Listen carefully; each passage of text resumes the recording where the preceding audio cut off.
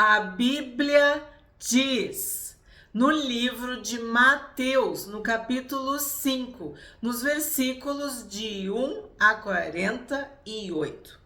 Ao ver as multidões, Jesus subiu ao monte. Ele se assentou e os seus discípulos se aproximaram dele. No capítulo de ontem, nós vimos que numerosas multidões o seguiam. Buscavam a cura, buscavam a luz, buscavam a libertação. E Jesus, diante dessas multidões, ele subiu ao monte, ele ficou num lugar elevado. E o monte também simboliza a presença de Deus, o alto, né? E havia uma tradição de que os mestres, eles deveriam ensinar assentados. Eles se sentavam. Essa era uma forma, porque era uma forma de comungar, de comunhão, de compartilhar o pão.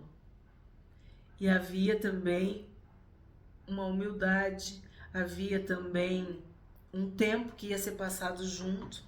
Então não tem pressa, nós vamos se sentar, nós vamos conversar, vocês vão ouvir, vocês vão prestar atenção, como Maria, né, que se assentou para ouvir o Senhor Jesus. Então tem toda uma simbologia, esse se assentou. E os seus discípulos se aproximaram dele. Então, isso é algo muito forte para nós nos evangelhos. A distinção entre a multidão ou as multidões e os discípulos. Nós fazemos parte das multidões ou dos discípulos? Porque há um grupo que se chama multidão ou multidões, que são os curiosos, que são os descompromissados, que são aqueles que estão no hype, que estão buscando a onda, o que é que tá agora? Ah, é Jesus? Então vamos lá com Jesus, vamos seguir esse Jesus, vamos ouvir, vamos saber o que é. Ah, eu tô curioso. Isso é a multidão. Essas são as multidões. E sim, as multidões o seguiam, mas a multidão também gritou: crucificam, crucificam. A multidão é a primeira a apedrejar. E quem são os discípulos? Os discípulos são aqueles que se aproximam dele. Daí eu te pergunto, tu é multidão? Tu é um curioso? Um descompromissado? Ou tu é um discípulo? Ou tu é um seguidor próximo de Jesus? Tu tá bem pertinho de Jesus? Tu consegue ouvir o que Jesus fala? Então tu é um discípulo. Ele se assentou e os seus discípulos se aproximaram dele. Então, quem é discípulo segue Jesus, mas acima de tudo está próximo de Jesus. E Jesus ensina, Jesus nos mostra, Jesus nos fala o que deve ser feito. 2. Então ele passou a ensiná-los.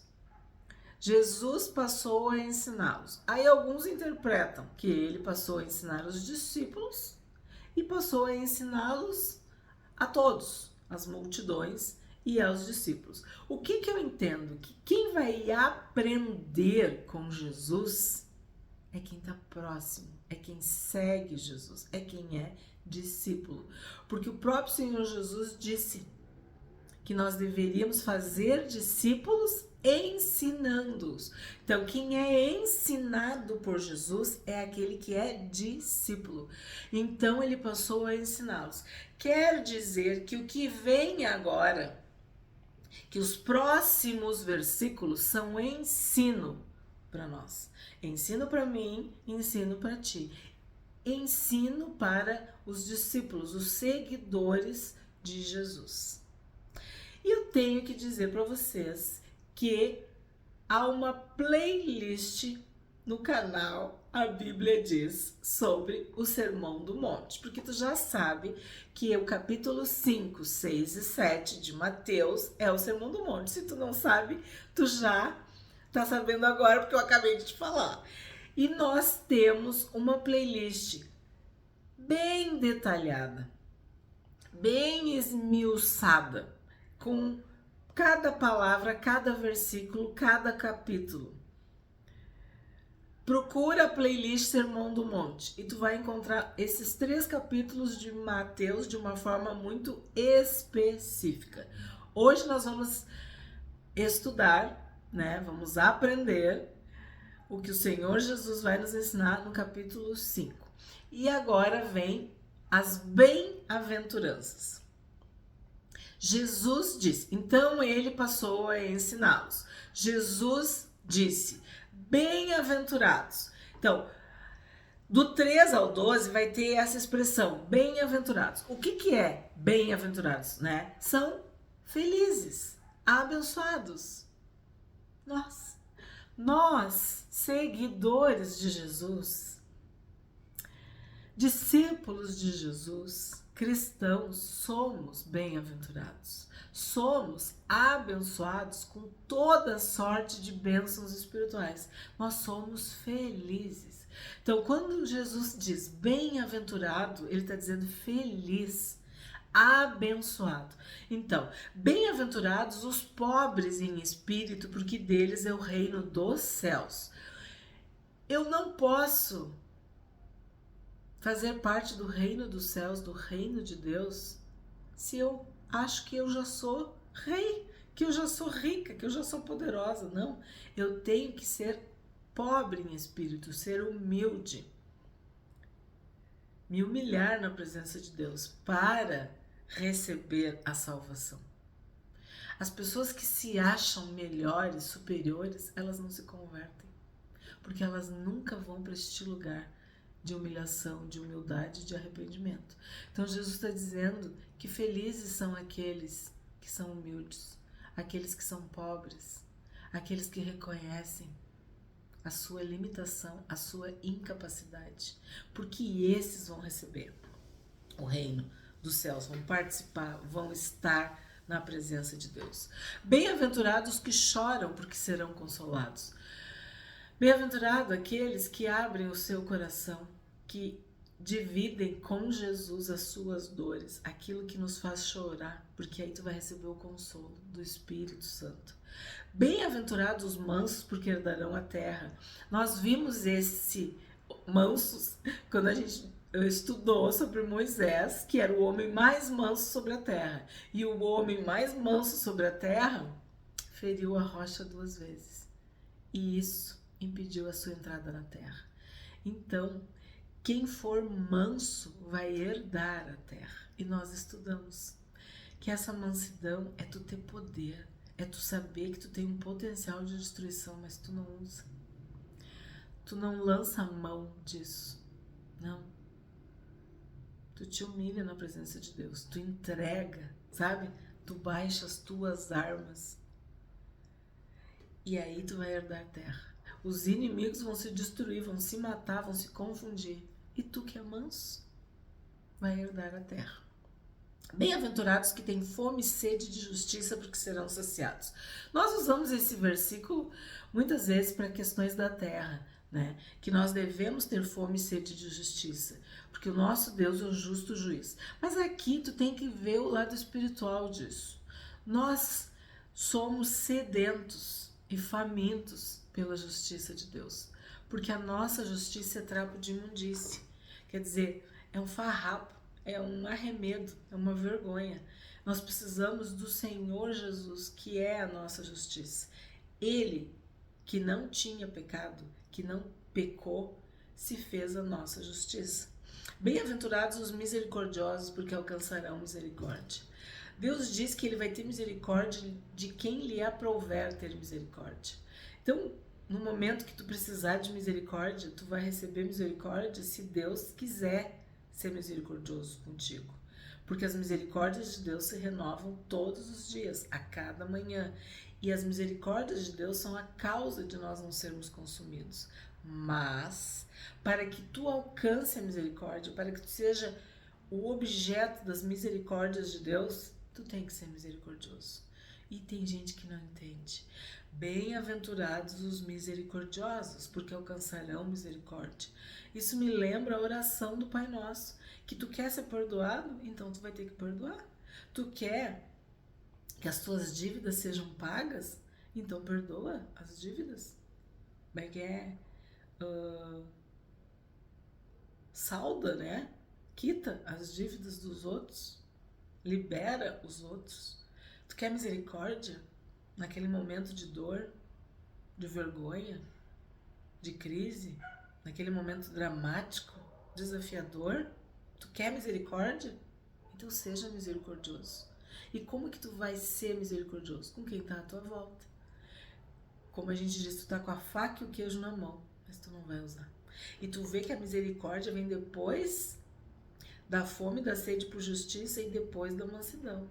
Então eu tenho que resolver essa questão da mansidão.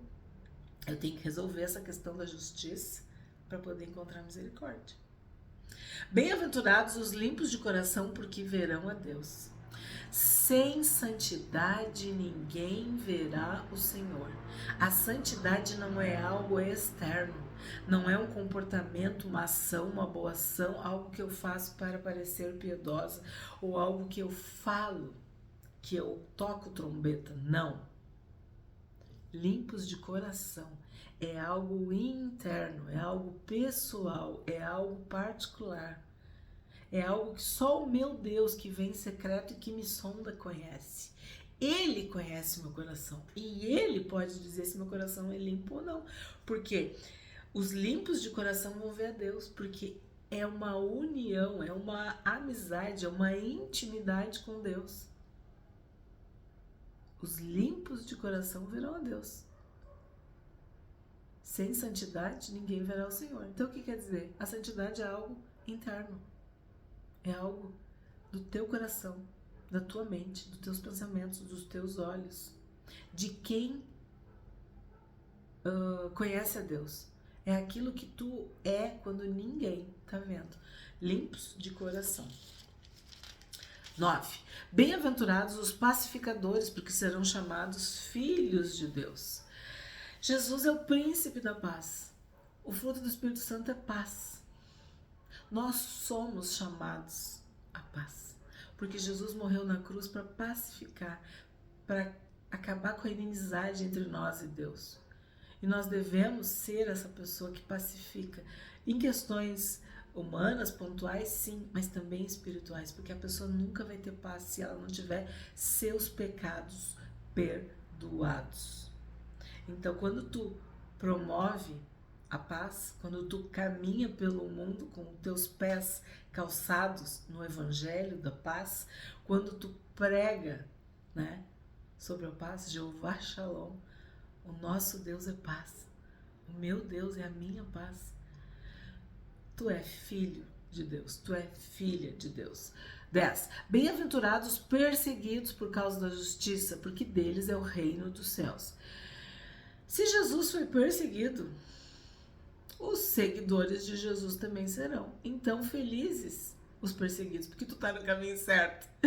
Quando as pessoas estão te rejeitando, te destratando, falando mal de ti, te isolando, te criticando por causa da justiça, quer dizer, por causa de Jesus, por causa da palavra, tu tem que ficar feliz, porque tu já está no reino de Deus, no reino dos céus. Porque deles é o reino dos céus. 11. Bem-aventurados são vocês quando por minha causa os insultarem e os perseguirem e mentindo disserem todo mal contra vocês. Alegrem-se e exultem, porque é grande a sua recompensa nos céus, pois assim perseguiram os profetas que viveram antes de vocês. Então aqui tá falando, seria uma continuação, né? Porque ali fala de ser perseguidos, ser insultados, quando as pessoas te difamarem, mentirem, caluniarem, fizerem todo o mal contra você. Aí o que acontece? Tudo aquilo que tu leu antes. Tu vai fazer justiça pelas próprias mãos? Tu vai jogar fora a mansidão? Quer dizer, tu vai tirar, tu vai fazer e acontecer? Não. Tu vai entender que isso aí é uma credencial, é uma digital. É algo que indica que tu tá no caminho certo. Tu tá seguindo Jesus, porque isso aconteceu com Jesus e isso também acontece com os seguidores de Jesus. Isso aconteceu com Cristo, isso acontece com os cristãos. E aí Jesus ainda diz, ó, isso também aconteceu com os profetas que vieram antes de vocês. E Pedro fala que todos os nossos irmãos no mundo, toda a cristandade passa por isso.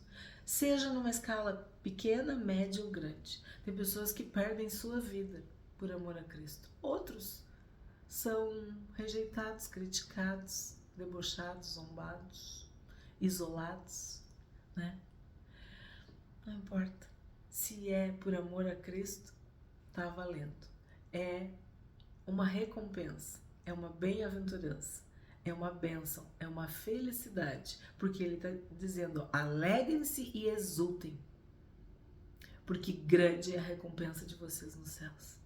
Tem gente que quer glória aqui, quer reconhecimento aqui, quer palmas aqui, mas o que importa é lá no céu, né?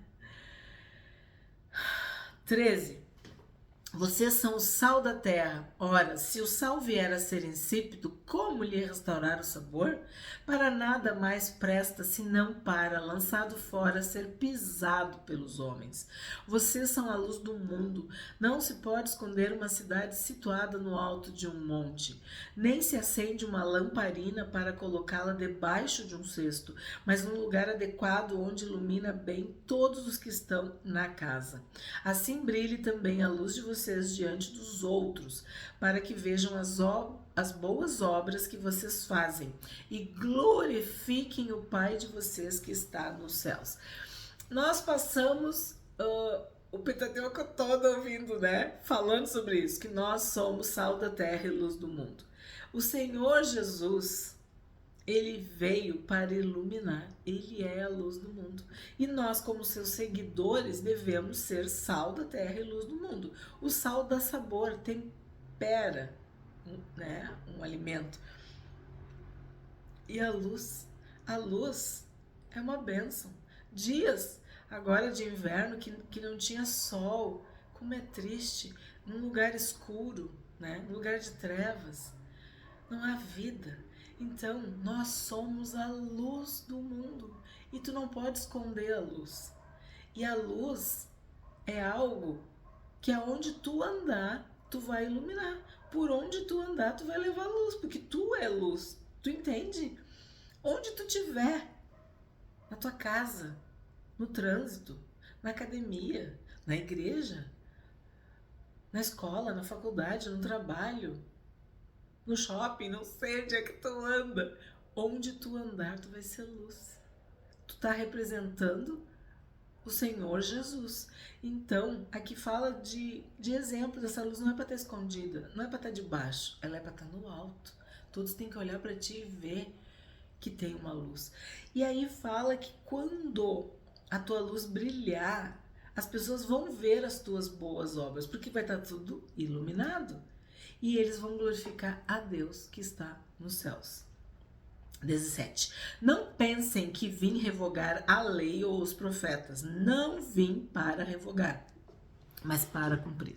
Aqui poderia ser só um vídeo ou uma série. Isso aqui é muito importante. Jesus não veio para revogar, para cancelar ou para abolir a lei.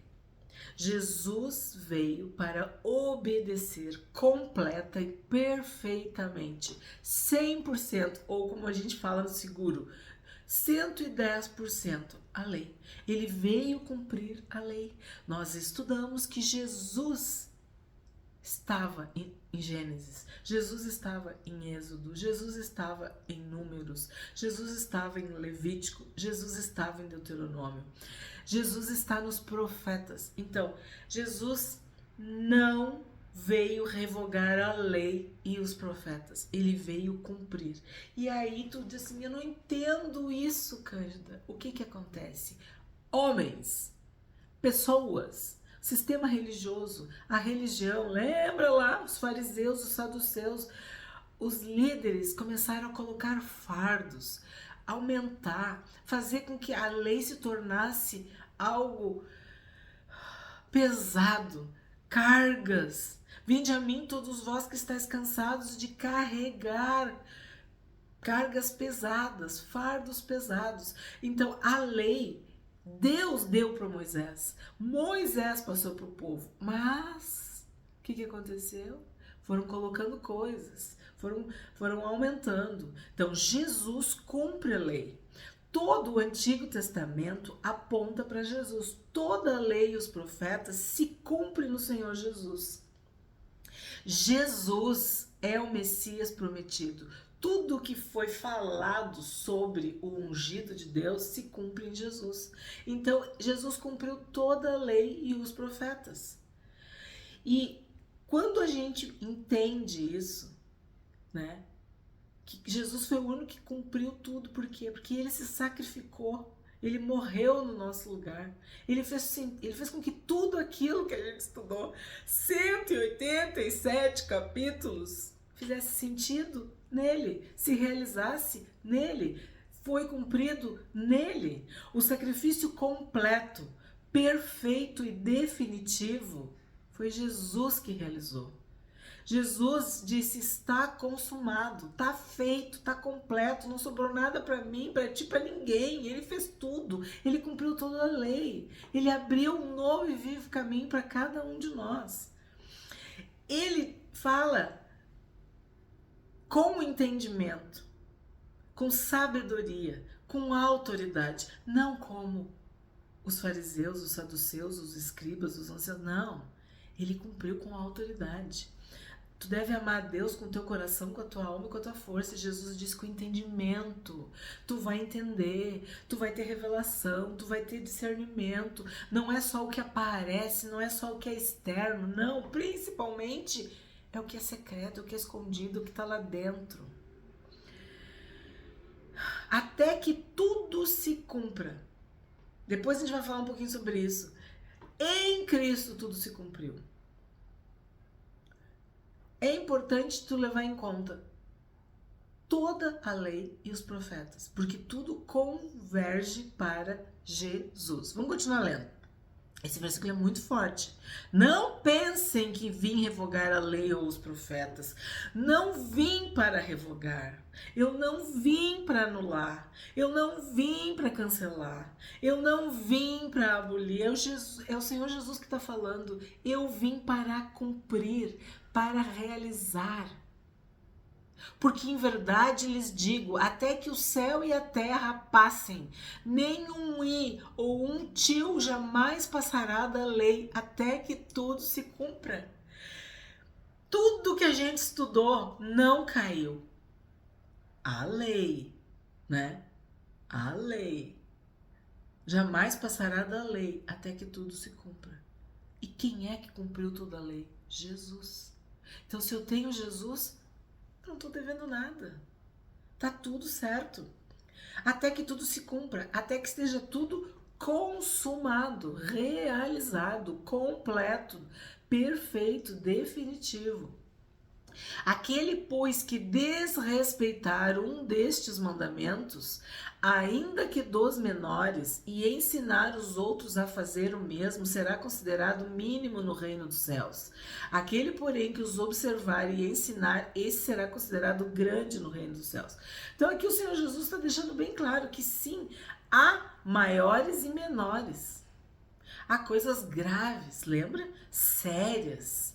Muito graves, muito sérias, muito grandes, abominações, coisas que Deus detesta, odeia, que era punido com a morte. Então existem coisas maiores, existem coisas menores, mas para Jesus, para o sangue de Jesus,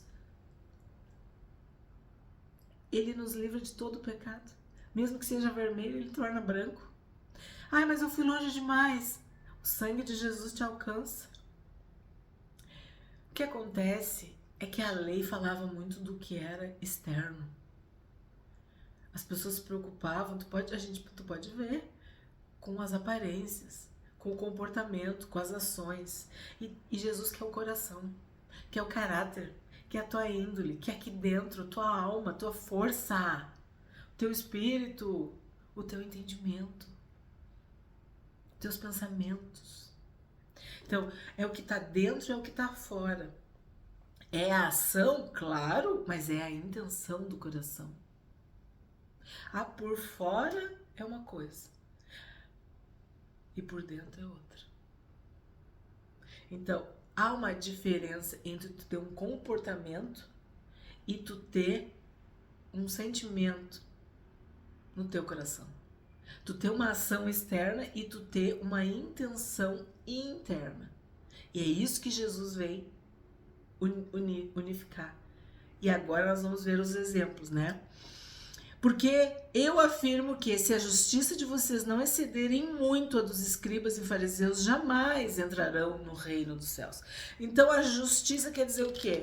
Tu não vai fazer tudo certo porque tu é um ser humano, tu precisa de mim, do Senhor Jesus, né? Tu precisa do Salvador para fazer tudo certo. Eu cumpri tudo, então comigo tu vai conseguir. Esse que é o diferencial. Tu és salvo em Cristo Jesus, mediante a fé, pela graça e os méritos de Jesus. E aí tu vai poder cumprir, porque Ele já cumpriu. Não é o contrário. Tu não és salvo pelas tuas obras ou boas obras. Não, tu és salvo mediante a fé, no sacrifício do Senhor Jesus. Agora começa. Vocês ouviram que foi dito aos antigos, não mate. E ainda, quem matar estará sujeito a julgamento. Então aqui já vai começar. Vocês ouviram o que foi dito aos antigos. Então tu tem que entender o que é a lei e os profetas e o que foi dito. A tradição oral, o blá blá blá, os ensinos dos fariseus e saduceus, os fardos pesados, a religião, a religiosidade. O que a lei diz? Quem matar estará sujeito a julgamento. Então, tu não matarás, é o assassinato, né? Eu, porém, lhes digo que todo aquele que se irar contra o seu irmão estará sujeito a julgamento. E quem insultar o seu irmão estará sujeito a julgamento do tribunal. E quem o chamar de tolo estará sujeito ao inferno de fogo. Portanto, se você estiver trazendo a sua oferta ao altar e lá se lembrar que o seu irmão tem alguma coisa contra você, deixe diante do altar a sua oferta e vá primeiro reconciliar-se com o seu irmão. E então volte e faça a sua oferta. Entre em acordo sem demora com o seu adversário, enquanto você está com ele a caminho, para que o adversário não entregue você ao juiz, o juiz entregue você ao oficial de justiça e você seja jogado na prisão. Em verdade lhe digo que você não sairá dali enquanto não pagar o último centavo. Então o que acontece? O mandamento dizia não matarás, não assassinarás, não cometerás homicídio. Nós vimos que isso foi bem explicado, né? O vingador do sangue, as cidades refúgio, tudo isso que a gente estudou. Só que agora Jesus está dizendo, eu, porém, vos digo. E a ira? Aqui dentro do coração. E xingar, ofender, falar mal, ficar de mal. Então, tu consegue ver que o assassinato, a morte, é um comportamento, é uma ação externa, é algo visível, palpável, que tu pode medir, mas e a ira? E aquele ódio? E aquele rancor? E aquela amargura contra uma pessoa? Tem gente, eu nunca matei ninguém, mas Deus está dizendo o quê? Que tu vai ser réu. Então é isso que Jesus está nos ensinando. Não é só o que tu faz, é o que tu fala, é o que tu pensa, é o que tu sente, é o que é externo. Sim, não caiu. E não é só pecado, é crime. Mas e aqui dentro, no teu coração? Que Deus conhece teu coração. Os homens olham por fora e mas aqui dentro não tá limpo. Então tu não é filho de Deus. Teu coração não tá limpo.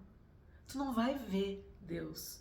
Tu não tá pacificado e nem pacificando. Então, tu não é de Deus. 27.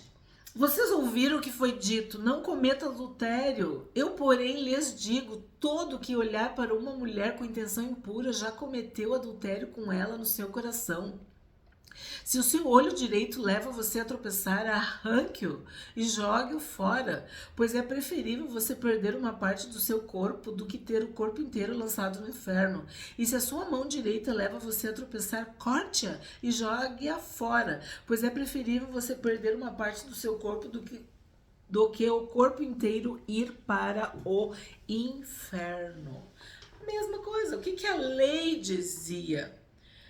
Não adulterarás, né? Não cometa adultério. Então, é um ato, é algo que a pessoa faz, né? É uma ação.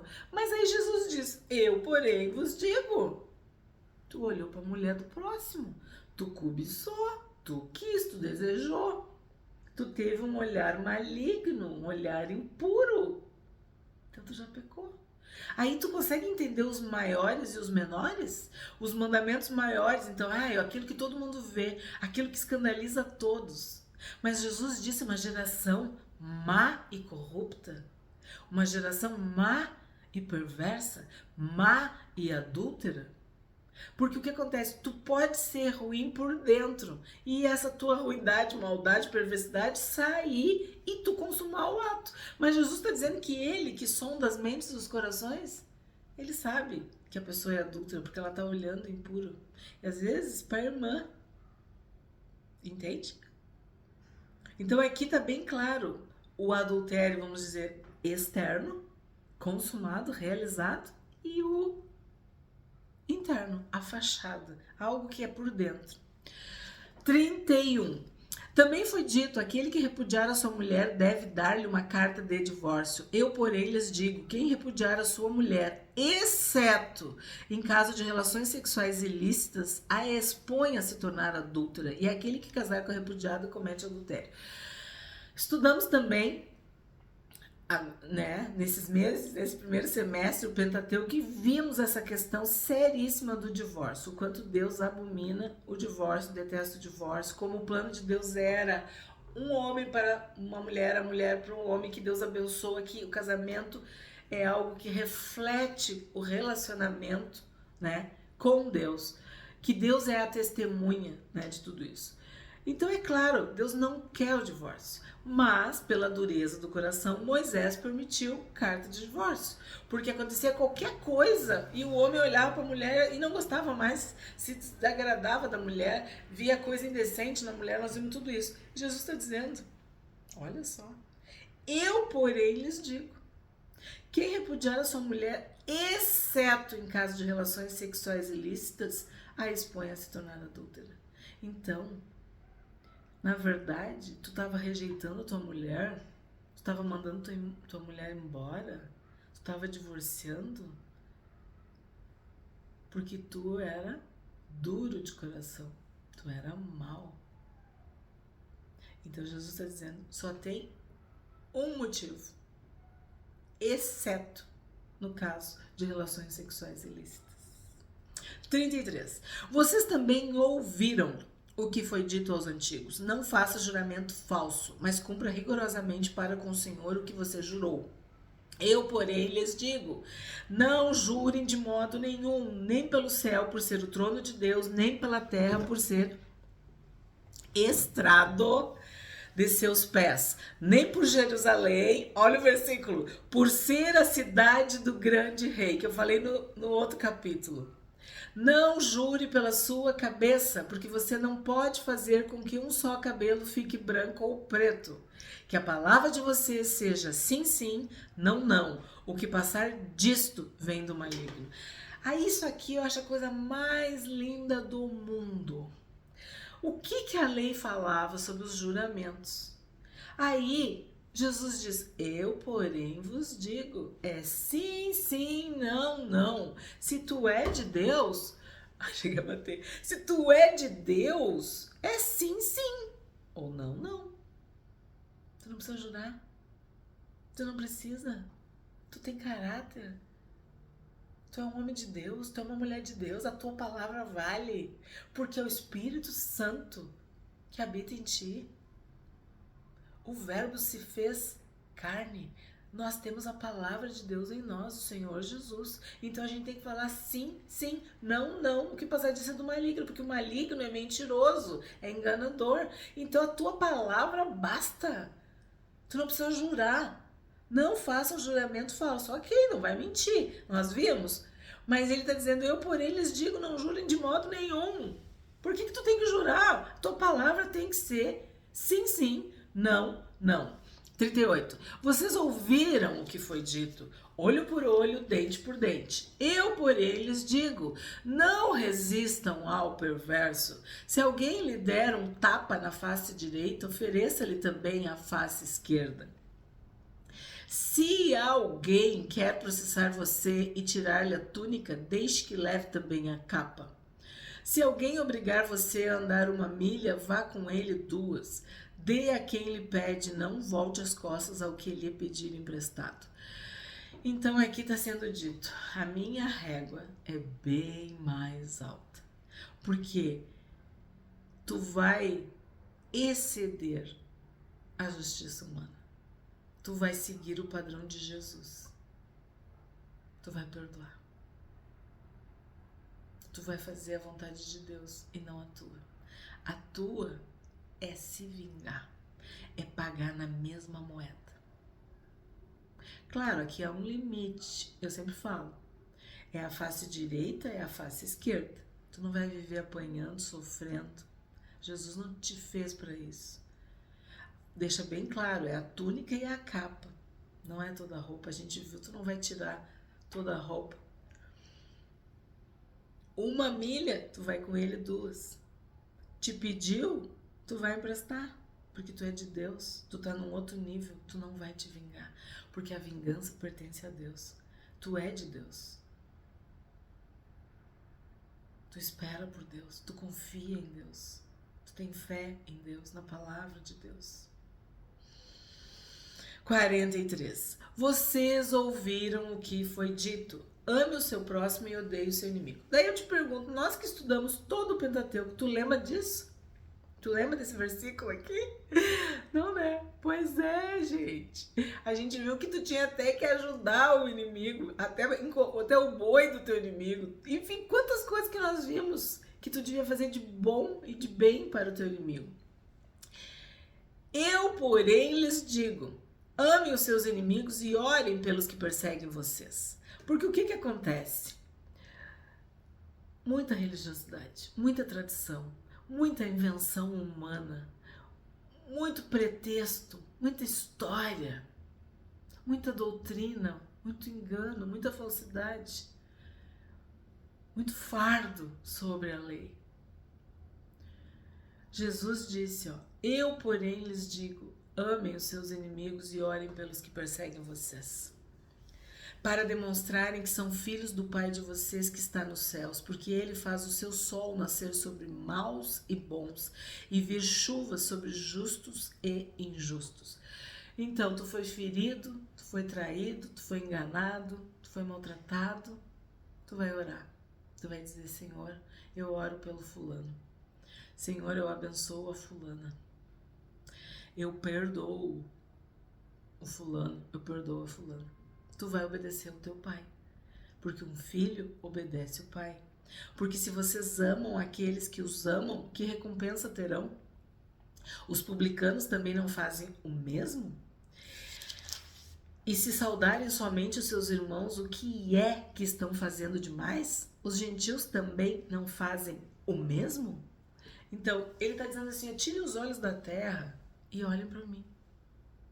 Vocês estão vendo como que eu sou? Eu sou filho do Pai Celestial. E Ele dá sol e chuva para bons e maus, justos e injustos. Eu vim para morrer por justos e injustos, por aqueles que são bons e por aqueles que não são. Lembra na genealogia de Jesus, reis bons e reis maus? Prostitutas, gentias, estrangeiras? Não importa. Jesus é o Salvador de todos nós. 48. Portanto, sejam perfeitos, como é perfeito o Pai de vocês que está nos céus. Nós buscamos a salvação, mas nós buscamos a santificação. Nós buscamos a perfeição. Olhem para o autor e consumador da vossa fé.